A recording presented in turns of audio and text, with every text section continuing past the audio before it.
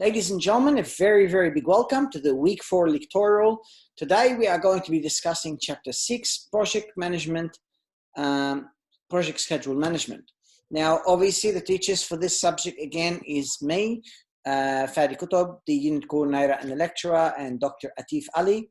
Dr. Atif have his class on Thursday, and I also have my class on Thursday. My class is between 9 and 11 a.m. So if you are enrolled in my class, your consultation hours are between 11 and 11:30 a.m. If you are in Dr. Ali's class, then your consultation is between 3:30 p.m. You can also email us and call us, and we'll be very, very happy to help you. We're very dedicated to helping you get the best outcome out of the subject. I want to remind you about the copyright and the importance of making sure that you abide by any copyright regulations. I would warn you very strongly from copying and pasting anything in your work, even if you're referencing. That's basically considered a plagiarism. You need to make sure you learn to go and do proper paraphrasing for your work. No copying, no pasting. We don't want to have any issues for you. People tend to get very, very big penalties. Some get 0, some get 50% penalty. But everybody gets recorded on the register of plagiarism. And if the incidents start being repeated, the penalties will start becoming higher and higher, especially when we see intentional plagiarism, very, very highly penalized. So please be very careful on the copyright and how you are basically ensuring you're acknowledging all the work and all the resources you go and use. What are you going to be learning in the webinar on Thursday? We're going to illustrate on Thursday the importance that project schedules and good project schedule management can have in helping to make projects successful. We're going to discuss the process of planning schedule management. We're going to define activities as a basis for developing project schedules. We're going to describe how project managers use network diagrams and their tendencies to assist in activity sequencing. We're going to explain how various tools and techniques help project managers perform activity duration estimates. And we're going to use a Gantt chart for planning and tracking schedule information and find the critical paths for a project. Now, this is a small discussion I want to go and have with you. But, if you are at home, I want you to kind of spend a time to go and look for your answer first. How can schedule management contribute to delivering successful project, and what other factors also contribute to delivering this success? I want you to think about those questions. I want you to pause this video now and go and try to find a response to those questions. Now, how can schedule management really contribute to delivering all of these successful projects? Well, schedule management helps us to know when things need to start, when things need to end. You'll be able to go and track if things are actually happening according to the plan. If something was supposed to start in day 1 or day 2 or whatever, and you notice that this task haven't started and it's already 3 days after that date, you know that things are not running according to the schedule. So once you know when things need to start, when things need to end, you'll be able to go and track and see if it's happening. You'll be able to go and monitor the tasks that need to happen closely and ensure it gets assigned to the right people. But there are many other factors that also contribute to delivering success. Good project management, for example, a good leader who is guiding people on doing the right work. A good team with the right skills to go and do the good job. Good negotiation skills. Good political, support. Good stakeholder, support, sponsor support. There's so many other factors we could go and consider. In addition to schedule management, that could help us to go and really reach a success we would like to go and reach. Now, I cannot underemphasize the importance of project schedules. Managers often cite delivering projects on time. It's one of the biggest challenges. How could we do it on time? Time has the least amount of flexibility. It must be by that time. It passes no matter what happens on a project. So if you don't actually use that time appropriately, you won't be able to go and reach the right goals. Individual work styles and cultural differences may also cause schedule conflicts. Different cultures and even entire countries have a different attitude about schedule. Some people don't value time much. They say, yeah, no problem, we'll do it according to time, but they don't really care whether it's get done over time or it doesn't. They just say yes, but in their culture, being late is usually appropriate and it's fine. And they might not really care as much on whether something was delivered late, really. So it's not a problem. So you need to really make sure you understand which culture you're dealing with.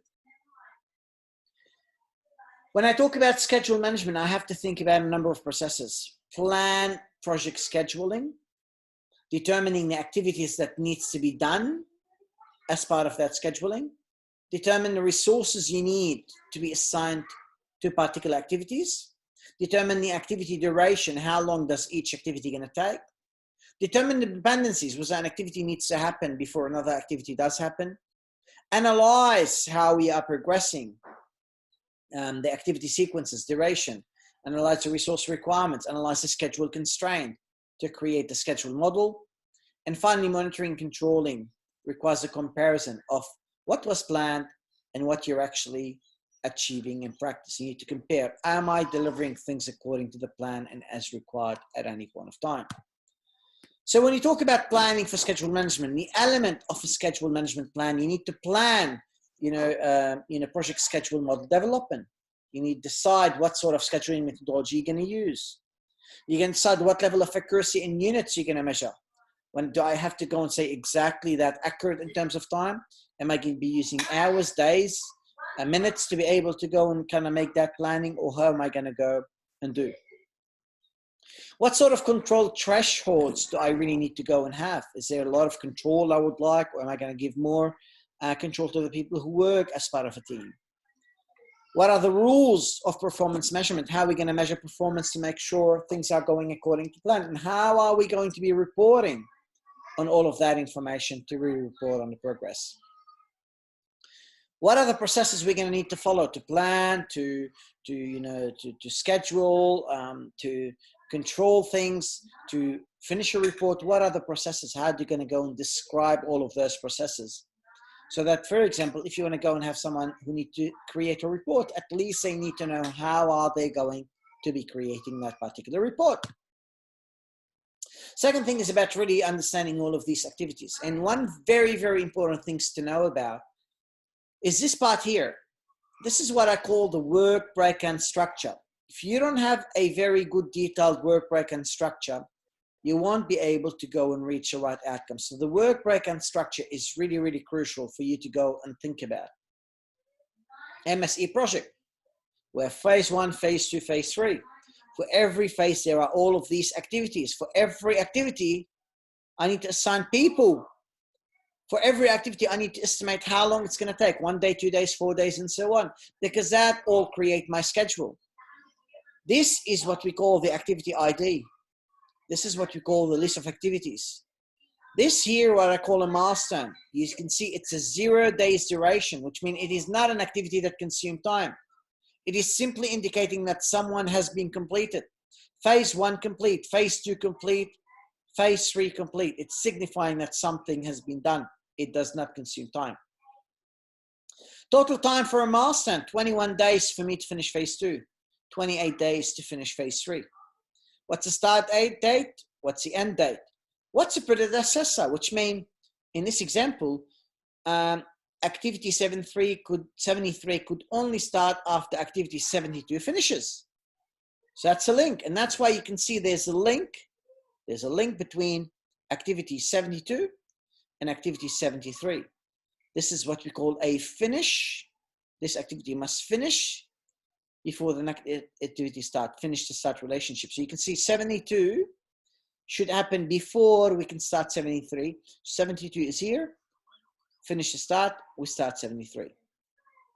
And this is a resource we are assigning for the project. And this is here, the black one, what I call a summary task. So there's a lot of things to go and bear in mind in terms of defining activities. It is not enough to define activities, but how we here are saying what comes first, what comes after in the relationship, that's something to bear in mind. You know, there's here more than one sequence. There's activity A, then D, then H, then J. There's activity B, then E, then H, and J. There's activity B and F, and then J. There's activity C, G, I, and J. So you can see there's so many roads that people could follow to be able to go and get the same job. You look which road, how many sequences can I need to go and follow. These sequences are activities that must be completed to be able to get the job done. There are many sequences. There's a finish to start relationship. Means activity B, in this example, cannot start before A finishes. Finish to start. In this example, activity B cannot start until activity A has started. Start to start relationship. In this example, activity B cannot finish until A has finished. Finish to finish relationship. In this example, activity B cannot finish until A has started. So this is a start. You need to start A before B is able to go and finish. So all of these relationships you could go and consider as part of your sequencing. Every activity needs to be estimated. Duration includes the actual amount of time worked on an activity plus any elapsed time. Effort is the number of work days, hours, or hours required to complete a task. Does not normally equal duration. Duration might have more than that, but you have to have the hours per task. You might have to add a bit extra, which is basically to consider anything that might go wrong. People doing the work should create good estimates. An expert should review them. So I could be a person creating the estimate. I might not be an expert. Someone else who's an expert who've done similar jobs will be able to go and create the expertise and create the right reviews. Developing the project schedule uses results of the other time management processes to determine the start and end dates of any activities. So we need to know when things are going to start, when things are going to end. And there are many tools and techniques we can use. There's a Gantt chart, one very primary technique to go and think about. There's a critical path analysis. There's a per chart analysis. All of these are various techniques we can think about. I'm going to start talking about a few. This is a Gantt chart. It's a visual representation of the work. It shows you duration of tasks, dependencies, finish and start, summary tasks, milestones. This is really being produced. And a lot of systems, because you create a good, what you call the work breakdown structure, and then you build on that work breakdown structure to create the good tools later, you'll be able to go and have clear information. You'll be able to go and build on that initial information, and you'll be able to go and get an automatic Gantt chart being created for you. We're going to talk about the critical path method. The way that critical path method is, you look, there's 1 road, 2 road, 3 road, 4 road, CGIJ, CGIJ. You count 1, 4, 6, 3, 2, 5, 6, 3, 3, 6, 9, 10, 11, 12, 13, 14. So that path is 14 days. The critical path is the longest duration path. So B, E, H, and J is going to take the longest. So this is what we call the critical path. If you delay any activities on this critical path, the overall project will take more than 16 days for it to go and really be completed. So you really need to know which one is a critical path to be able to go and really manage your activities and making sure which activities am I going to need to go very closely monitor to get the job done. We need to control the schedule. The goal of schedule control, know the status of the schedule. We can influence the factors that cause schedule to change. What is happening? Is it because, people are not coming on time to work, for example? Is that what's causing the schedule to change? Determine that the schedule has changed is another goal of controlling the schedule. Managing changes when they occur so that we can probably bring everything back on track is another very important task to think about. Main input to schedule control. Let's look at the plan, how we're progressing. Let's look about any project documents that are basically coming through. Let's look at the work performance data. Let's say a specific activity performance data. Let's look at a project document such as a report that has been generated. Let's look at the organizational process assets. Do we have the right processes? Do we have the right tools to be able to go and ensure we get the job done correctly? For example, the process asset could be the process for me to go and get information that schedule is not, let's say, running according to plan. It gets the reporting information. We can use a lot of software to assist in project schedule management. It facilitates communication, help people exchange information, to help us to go and have good track of what's happening at any point of time. Decision support methods could help analyze the trade-off. What happens if I get more resources?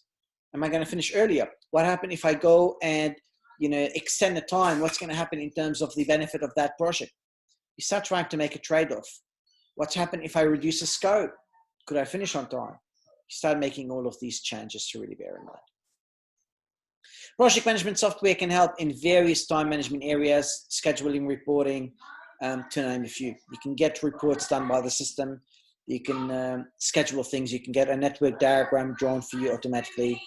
All of these things are things we go and bear in mind. This is a graph that I showed you earlier, guys. What I want you to do is I want you to now stop for a second and say, can you actually identify a free tool that can help you to create a project schedule, because you need to create a schedule for your assignment. This is one of the tools, one of the activities I want you to go and do. I want you to do that by yourself to try to find the right information and find a tool that might work for you. I'm not going to give suggestions. Make a Google search with your team and try to see, is there anything you can use to be able to create, first of all, the charter, and then you can add all of this other information to the charter to be able to really get a good plan.